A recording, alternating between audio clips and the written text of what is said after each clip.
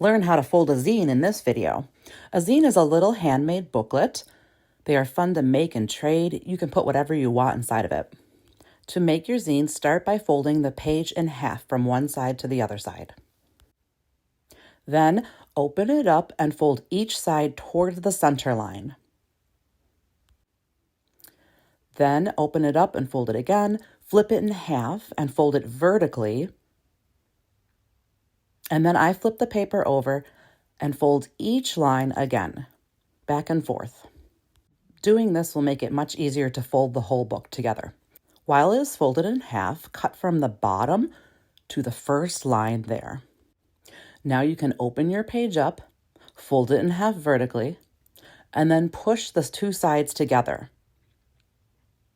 And then lay the book down and refold all the creases to make sure it's lined up straight. You can see I'm playing with it a little here to get it nice and straight.